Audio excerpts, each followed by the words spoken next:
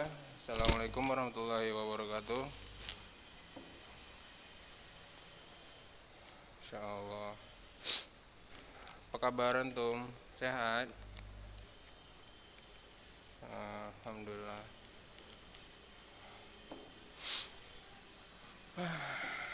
Nah, cuman ujiannya gampang kan?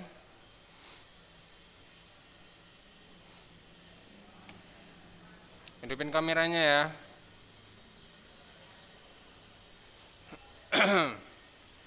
Nah, insyaallah hari ini nanti akan kasih ke wali kelas mengenai siapa yang nggak ujian ataupun nggak lulus, ya. Jadi diharapkan nanti yang nggak lulus nanti ataupun apa yang lain nggak memenuhi KKM nanti remedial sama ya. Oke, untuk mempersingkat waktu, terima kasih kepada Ananda sekalian yang sudah datang, yang sudah hadir. Jazakallahu khairan. Semoga Allah memudahkan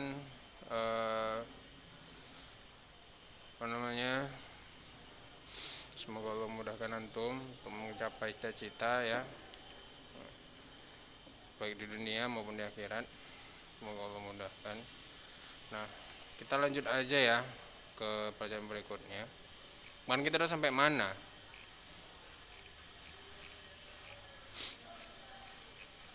Pernapasan ya?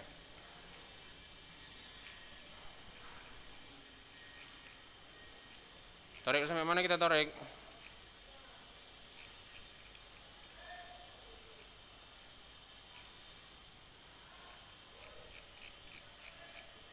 Iya. Oke, nah ini ada gambar yang menurut anak yang penting. Nah, jadi coba antum perhatikan ini ya. Nah, ini adalah tempat percabangan bronkiolus ya. Nah, percabangan bronkiolus ini ada di mana nih? Bronkiolus ini ada di mana? Yang tahu? Manzal, Hafiz, Fajli? Kurang tepat, Torek. Ada yang lagi?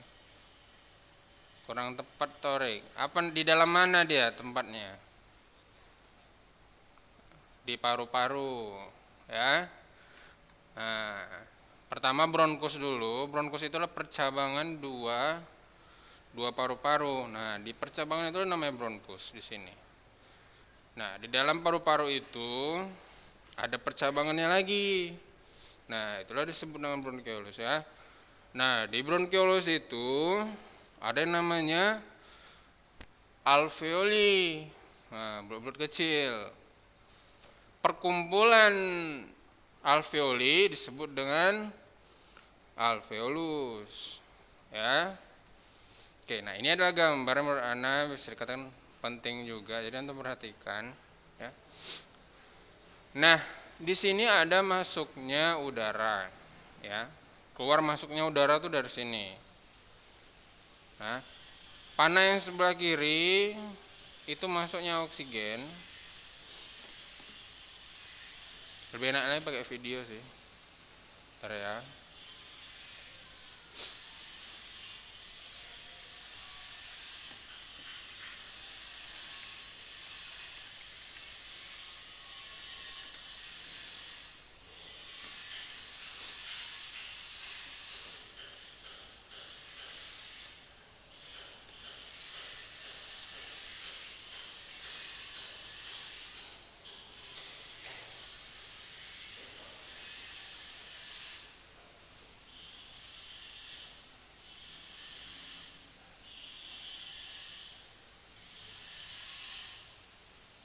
Halo? Masih ada di sana kan? Bentar ya.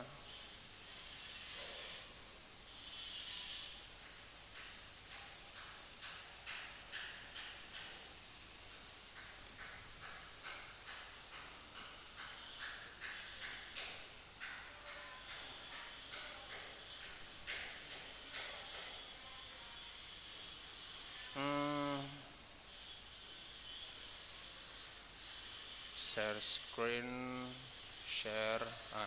Atau nampak nggak ini YouTube-nya? Nampak ya? Nah, ini adalah gas exchange.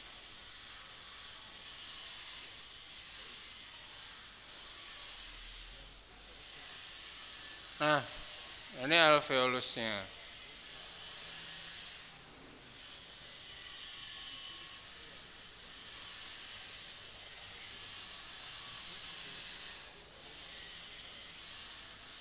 Nah, jadi di sini bagian alveoli ini tempat pertukaran yang namanya oksigen dan karbon dioksida ya. Nah, di sini ada hubungannya dengan darah.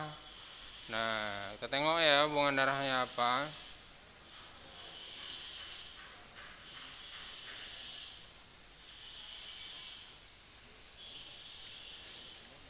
Nah, di sini oksigen itu bisa memasuki ataupun menembus membran sel yang ada di alveoli. Nah, ya. Nah, ini ada membran sel. Inilah pembatas antara organ satu dengan organ yang lain. Nah, jadi setiap organ itu dia mempunyai namanya sel. Nah, bintik-bintik ini itu disebut dengan nama inti selnya ya. Nah, disebut dengan inti selnya. Nah, oksigen ini dia bisa menembus kedua ini, ya.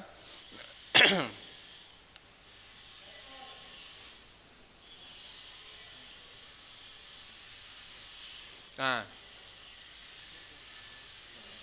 perpindahan antara alveoli ke dalam sini ke arteri itu disebut dengan difusi, ya. Nah, begitu juga dengan nama karbon dioksida, dia juga bisa keluar masuk dari pembuluh darah ke bagian alveoli.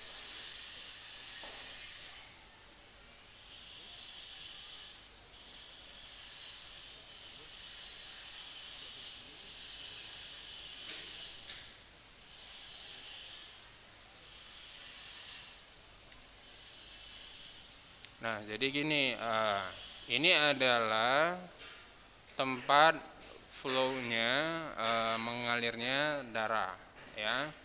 Nah, di sini bagian alveoli disebut dengan high concentration, perpindahan dengan high concentration ke bagian low konsentrasi, ya. Nah, seperti perpindahan namanya difusi. Kalau misalnya antum tahu nggak, udah pernah belajar difusi belum waktu SMP ya? Osmosis difusi pernah belajar? Pernah belajar belum osmosis difusi? Nah, belum ya. Jadi kalau misalnya osmosis difusi itu adalah perpindahan antara zat satu ke zat yang lainnya, dipengaruhi dengan konsentrasi tinggi ataupun konsentrasi rendahnya, ya.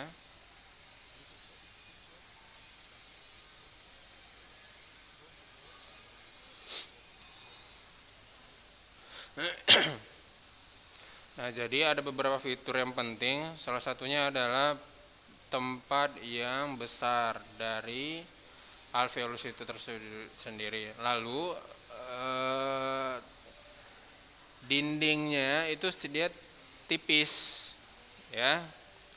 Nah, setelah itu tadi tempat mempunyai large surface area, mempunyai tempat yang besar agar bisa menampung berapa banyak oksigen dan karbon dioksida. Terus dia layernya ini tipis supaya dia bisa menembus antara dinding satu ke dinding yang lain. Nah, jadi kalau misalnya dindingnya tebal, terlalu banyak lapisan-lapisan selnya. Misalnya ini satu selnya kan. Nah, membuat satu sel inilah dia membuat itu tipis, ya. Nah, jadi kalau misalnya berlapis-lapis lagi, misalnya ada berapa lapis, ratusan misalnya sampai ratusan di sini kan, nggak bisa, dia susah ditembus. Makanya itu dia Allah buat itu dia tipis, very thin, supaya gampang dia, hanya satu sel aja dia. Terus dia moist lining. Nah, moist lining dia seperti kayak lembab, ya, lembab. Nah, jadi lembab ini memudahkan untuk menyerap ataupun mentransfer gas ya.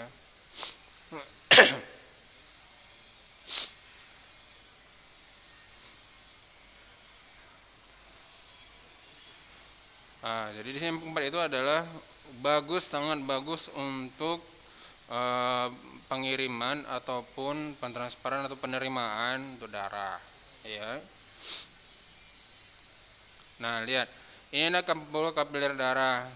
Nah, ini kalau misalnya di bawah mikroskop itu seperti ini gambarnya. Nah, yang bulat-bulat yang kosong-kosong ini itu alveoli ya. Nah, yang ini yang kayak bintik-bintik merah ini itulah sel darahnya. Apa namanya? Pembuluhnya ya. Pembuluh darah. Ada bentuknya seperti zigzag, crossing, dan lain.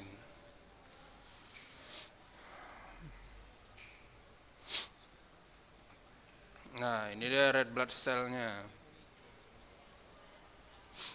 Yang terakhir adalah good ventilation, maksudnya itu good ventilisasi, maksudnya tempat pengeluarannya baik, terkontrol, ya, teratur.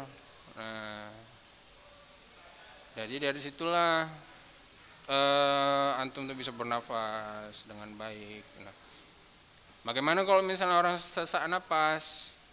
Nah, kalau orang sesak napas itu dia pasti ada penggangguan dengan pernafasannya. Bisa itu dari saluran pernafasan, bisa dalam trakeanya, hidungnya, di dalam paru-parunya, macam-macam. Nah, sejauh ini ada pertanyaan?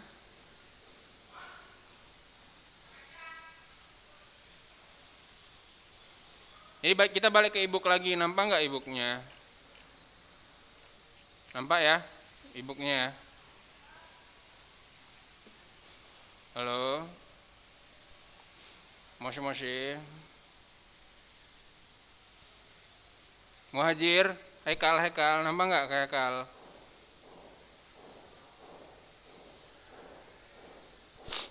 Lah, karena nggak nampak lah ya. Oke, ada pertanyaan ya? Nah, jadi kita masuk aja singkat ke bagian sistem pernapasan pada hewan ya.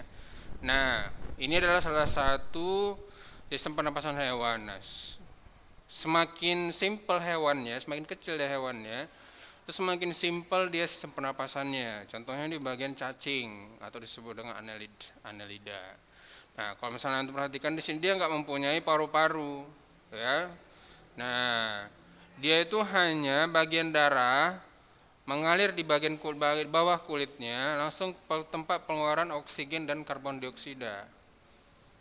Nah, jadi dia itu bernafas melalui kulitnya.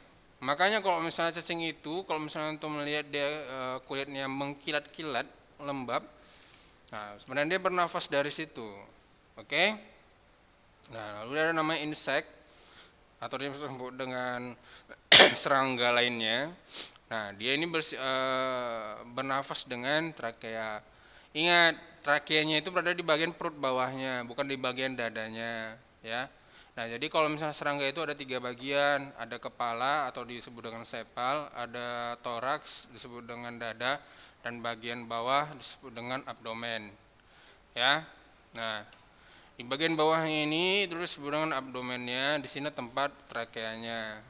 Nah, dia ini tempatnya juga sangat simpel juga. Dia ada tempat bernafasnya di sini, ada lubangnya juga ya. Nah, tapi dia agak lebih sedikit kompleks dibandingkan cacing, disebut dengan trakea. Ya. Nah, lalu ada namanya Pisces atau perikan-ikanan. Nah, kalau namanya ikan, dia ini bernafas dengan apa? Bernafas dengan apa? Hah? Ah? Iya. Itu alatnya ya. Nah, bernafas tetap dengan oksigen.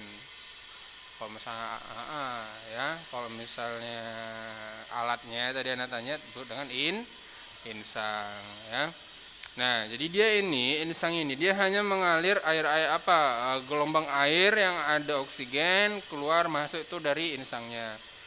Nah, masuknya oksigen itu misalnya dari mulutnya. Nah, jadi kalau misalnya temennya ikan mangap seperti itu, berarti dia lagi bernafas ya. Nah, kalau misalnya ada insangnya atau disebut operkulum namanya. Operkulum ini dia keluar-keluar itu berarti dia mengeluarkan yang namanya karbon dioksida. Oke.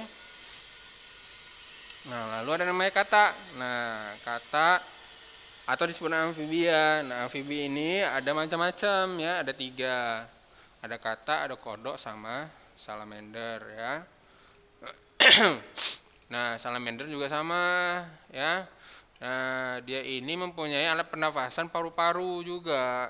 Nah, paru-paru juga, namun dia spesialnya nih kata atau kodok dan apa tadi salamander ini, selain paru-paru, dia juga mempunyai perawatan khusus yaitu di bagian kulitnya ya. Nah, jadi dia selalu kulitnya lembab, dia juga sebagai tempat membantu pernapasan dia ya. Lalu aves, nah perburung-burungan. Nah, jadi burung itu juga mempunyai paru-paru, namun paru-paru mereka mempunyai tempat khusus disebut dengan yang namanya kantung udara ya. Nah, ini kantung-kantung udaranya nih. Nah, ini tempat penyimpanan udara. Jadi fungsinya ini apa, Ustaz? Nah, jadi kalau misalnya burung ini lagi berhenti, lagi bertengger tidak mengepakkan sayapnya, dia itu pasti bernafas sambil mengambil nafas, terus dia menyimpan udara di pundi-pundi udaranya ini, kantong udara ini sampai penuh. Nah, kalau dikira udah penuh, kalau udah penuh, kalau misalnya dia malas terbang nggak apa-apa juga. Nah, ini kalau misalnya dia lagi buru-buru kan, nah, tinggal dia singgah sebentar ke ranting pohon ya kan.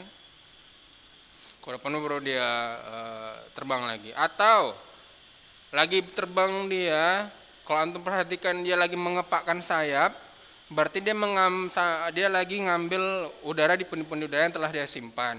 Namun kalau misalnya kayak tidak mengepakkan sayap gini seperti mengambang gini kan, berarti dia sambil bernafas dia gitu. Paham nggak kira-kira? Paham ya? Nah, itulah disebut dengan pundi-pundi udara. Nah, itu kalau terbang, kalau burung-burung apa yang nggak bisa terbang?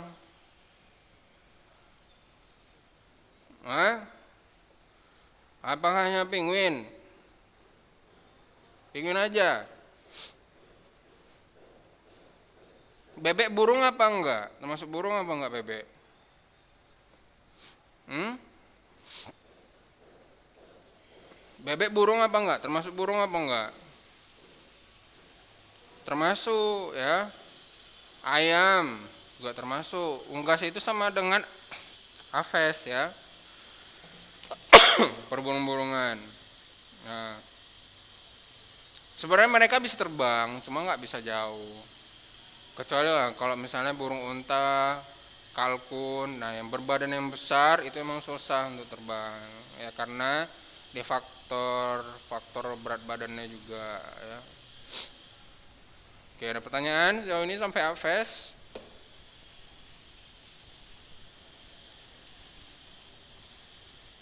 Hah? Ada pertanyaan? Ada ya. Ini kayak pada ngantuk semua nih. Yang hadir pun cuma sedikit ya. Oh, alhamdulillah lah saya. Dia nggak aktif ini video ini, nah anggap absen ya. Ada lagi mau bertanya? Hah? Siapa itu? Siapa? Oh, Hibatul Haki. Kenapa Haki? Oh ya. Ya udah nggak apa-apa.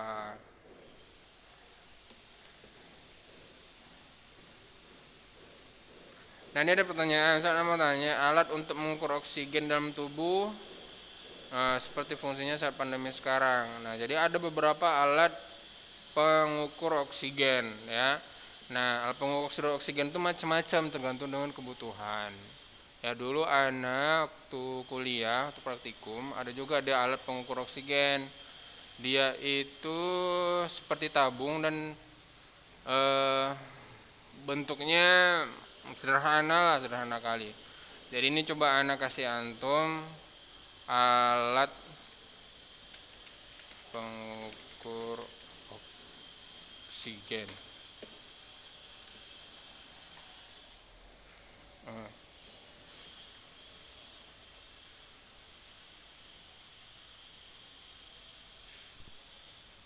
Nah, ini kalau misalnya alat pengukur oksigen yang di alat medis ya, yang canggih lah, maksudnya canggih. Nah, kalau misalnya ini udah digital semua ya. Kalau ada yang sederhananya ada. Eh, eh Duluan lah nggak pakai ini sih. Dia pakai hmm, dia lebih simpel lagi sih. Macam zaman batu lah kalau bisa dibilang.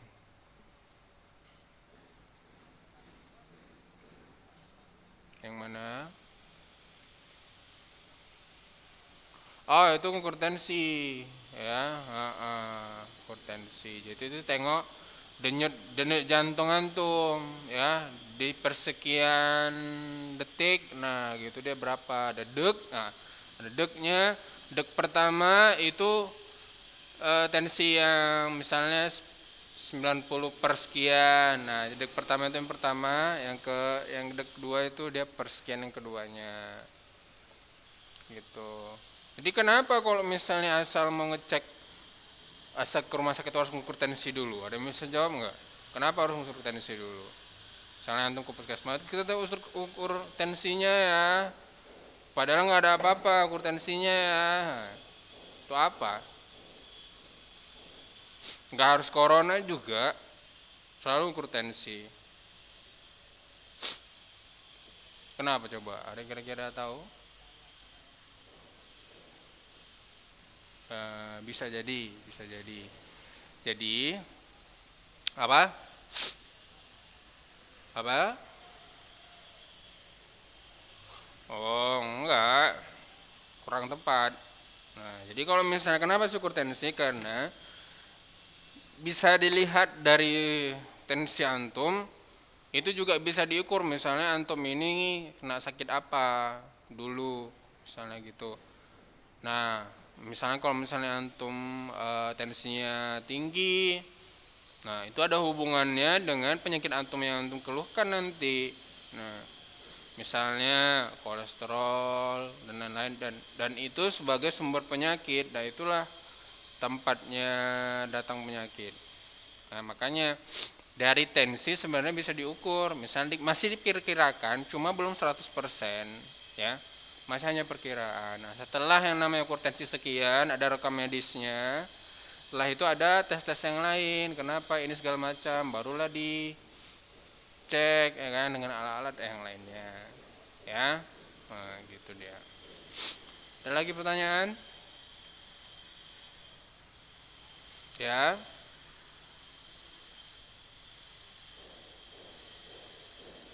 Nah, TBC itu dia terkena spasm bakteri ataupun virus, ya, disebut dengan tuberkulosis, ya. Tuberkulosis ini dia menyerang paru-paru. Nah, tapi yang antum harus paham, tuberkulosis ini dia ada yang nggak hanya menyerang paru-paru aja. Nah, ada juga dia yang menyerang bagian tulang. Nah, jadi kalau misalnya TBC ini sebenarnya dia nggak hanya di saluran pernafasan, ya, dia juga bisa menyerang tulang. Salah satu contoh kasusnya kalau misalnya antum tahu itu istrinya B.J. Habibie, tas si B.J. Habibie-nya, Pak Habibie-nya, yang terkena TBC ke tulang. Nah, itu salah satu penyakit TBC yang menyerang tulang. Jadi dia nggak hanya menyerang paru-paru ya, bisa juga dia menyerang ke tulang. Gitu. Jadi dia makin ke tulang dia makin ngilu dia, makin susah juga, tuh ya. Nah, tuberkulosis itu dia biasanya terkena penyakit misalnya kurang suhu badannya kurang stabil atau sistem imunnya dia itu lemah, jadi gampang masuk virusnya. Jadi sebenarnya antum lagi bernafas di kamar antum itu sebenarnya banyak bakterinya juga, tapi kenapa antum nggak sakit? Kenapa? Bisa, semuanya bisa kena. Kadang yang sehat juga bisa kena. Kalau misalnya merokok malah gampang terkena. Nah, yang sehat-sehat aja bisa terkena, yang nggak ngerokok bisa terkena, apalagi yang merokok. Nah, yang makin gampang lagi terkena, gitu. Nah, yang rokok ini emang masalah hal yang umum ya. Masalah umum semuanya itu sebentar ya, apa nih? Jadi waktu muda menurut dia itu nggak apa-apa, nanti pas tua dia nanti merasakan penyakitnya. Dan itu udah banyak kawan-kawan ana eh, yang merasakan itu, gitu. Kalau ana dulu katanya ayam berkokok di atas genteng, ya kan? Nggak merokok nggak ganteng katanya. Jadi eh, dirasakannya juga, gitu kan. Muda-muda, keren kayak apa, padahal nggak, sama aja nggak keren, nggak ada pun kerennya. Nengok bau, rokok itu mulutnya bau, itu perhatikan bau kali mulutnya itu. Nah, terus nanti pas tuanya dia itu pun nanti sekian sesak napas, terus malam-malam dia sering batuk-batuk. Nah, dia gara-gara itu tadi. Cuma kadang manusia ini bedegil, bedegil ya. Jadi kalau misalnya udah pergi dikasih penyakit masih tetap juga dia ngerokok. Nah, jadi ana sarankan buat antum, tuh apa kayak gitu, haram juga kan, nggak boleh. Mati antum gara-gara rokok, nah gimana coba? Apakah itu bisa dianggap bunuh diri? Allahu alam. Nah, mati gara-gara minuman keras bisa juga, mati gara-gara rokok bisa juga. Walaupun nggak langsung mati gitu, matinya nanti. Tapi faktornya matinya itu nanti gara-gara rokoknya itu, nah, itu bisa kena antum nanti gara-gara itu. Oke. Jadi sekian ya untuk hari ini. Nah, harap antum bisa mempelajari lagi ya tentang masalah pernapasan. Nah, nanti insya Allah minggu depan kita masuk ke bagian sistem ekskresi ya. Jadi antum baca-baca dulu sistem ekskresi ini apa itu ekskresi, dan insya Allah nanti kita bahas minggu depan. Ya. Sekian untuk hari ini. Jazakallahu khairan yang telah berhadir. Semoga Allah mudahkan ya. Terima kasih. Assalamualaikum warahmatullahi wabarakatuh.